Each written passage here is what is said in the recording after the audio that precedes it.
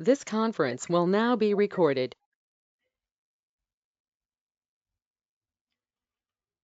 Okay, welcome back everyone for the next segment of our course. So, in the previous segment, we saw about what are the general tasks of an IT business analyst. Now, before getting into the further details about the role, I thought we should, at this point of time, touch upon what are the transferable skills and what is the career path and what are the basic pros and cons of this particular role. And then we can get into the further learnings about this particular ITBA role. Okay, so first things first, transferable skills of an ITBA. First of all, what do you mean by transferable skills? So, whenever you get into any particular role, you get to learn few things. You take up any job in the entire world in IT or non-IT, when you spend a considerable amount of time, at least in a year or two in a particular role, what happens is you get to learn a lot of things as part and process of your work. So if all of a sudden you're supposed to move out of that particular job into something else, what are those learnings from your current role that you can take forward to your next role? That is something which constitutes the transferable skills. Means you learned something in this particular role and that can be used very effectively in the next role. Okay. And one of the reasons why people look up to the role of IT business analyst to get into the tech industry is because of this particular aspect of a lot of things that you do in a BA role being very much transferable. So let's take a look at one after the other to understand what it is all about and how it helps you in your job as a BA, and of course how it can be helping you in your further jobs. Okay, the first thing is communication skills. This is a key aspect of your role because you would be interacting with the stakeholders from the business side. You would be interacting with your project manager to discuss about the project timelines, the way the work is happening, the sort of requirements that are getting discussed, and the timelines, and etc. You would be discussing with the tech team wherein you do the KT sessions. You would be handling the testing activities.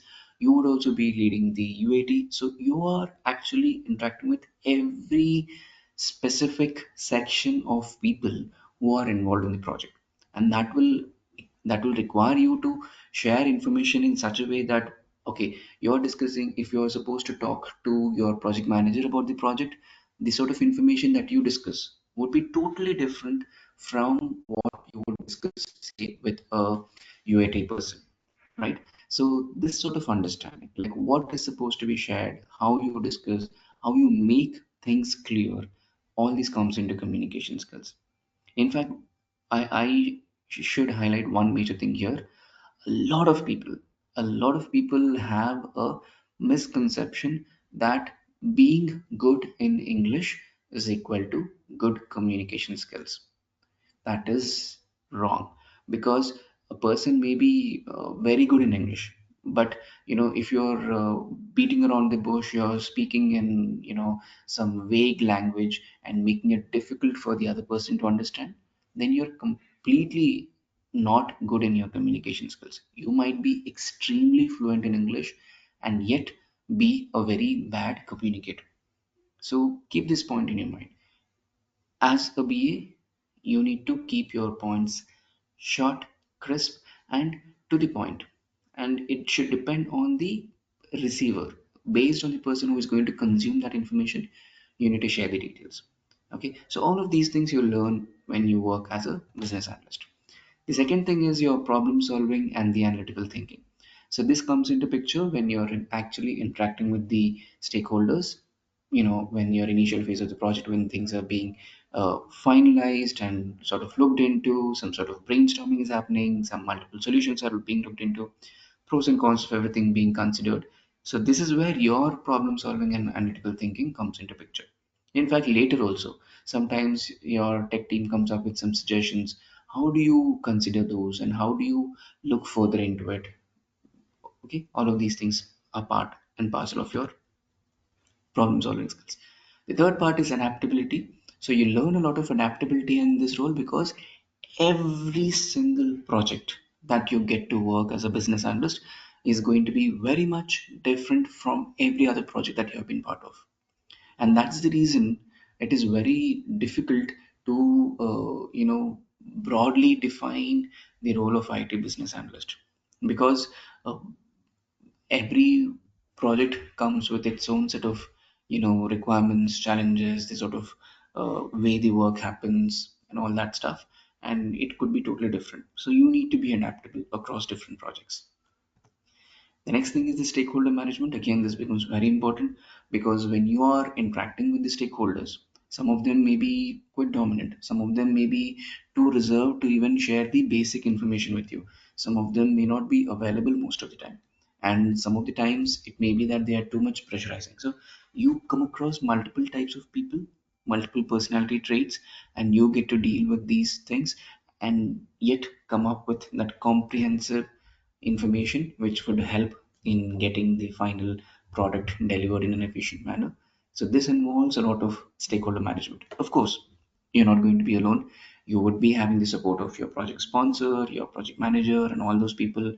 And at the end, it's the stakeholders' responsibility also to ensure that the product which will be coming up is good enough, because they have to live with it later.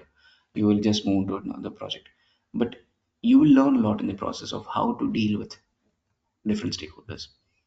Attention to detail. This is where, if you remember, one of the point which I mentioned was that devil is in the details. So the more and more you get into details, you realize how information is still supposed to be brought into picture. Okay, and you as a BA, when you work, you will realize the importance of acceptance criteria in user stories when you talk about the requirements that are supposed to be developed and tested. So you focus your learning on attention to detail increases a lot in this job. Then the presentation skills is again something which talks about when it comes to concepts like requirements prioritization, when it comes to some sort of looking at multiple solutions and suggesting something which is technically feasible, at the same time more customer friendly and also business friendly. So how do you do that? It all depends on not just the information that you present, but also how do you present it. And often as a BA, you are at the crossroads. Now, when you suggest things which are more, technically feasible, your stakeholders might feel that you're supporting a tech team and you're sort of, deviating from the uh, importance of business requirements.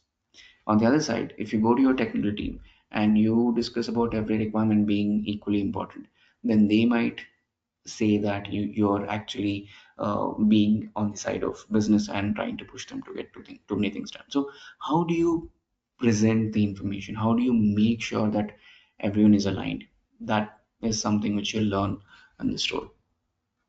Documentation skills, it goes without saying that when you have to make information clear, the best way to do it is by putting it in written format and getting the required approvals. So that requires a certain amount of documentation. Documentation could be more in waterfall methodology and lesser in agile, but you cannot do away with documentation completely. You have to do some amount of written work in order to make sure that the requirements are properly understood by everyone. Okay, so you will definitely work on it and you'll get to know how it helps you in the project. And finally, the leadership skills. So here, your role as a BA, you get to work on multiple things and you get to see the overall view of the project, which helps you further down the line when you get into senior roles. You will start understanding how do you get things done, how do you interact with people, and how do you lead without being in a authoritative position, and all these things you learn as your regular day-to-day work of a business analyst.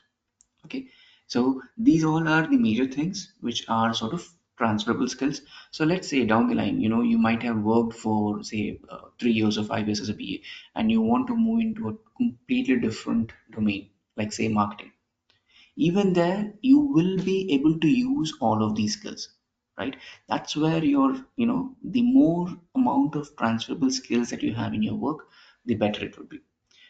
That's the reason even those who are in the tech team, like someone who's a developer or a tester, they would be working on a specific programming language or a specific tool. once that tool is obsolete, or once that programming language has got superseded by some other language, whatever skills that they have, that becomes a little outdated. That puts them in a position of risk. So because that's not a transferable skill, right? So that is where your work having more transferable skills will be helping you in your further career growth. And here, if you see in the role of an IT business analyst, you can see that there are quite of these things which you'll be learning in the process, and which can of course help you later in your career. Okay, so this was what I wanted to cover in this segment. We will look into the next point about the career path in the next session. Okay, thanks everyone.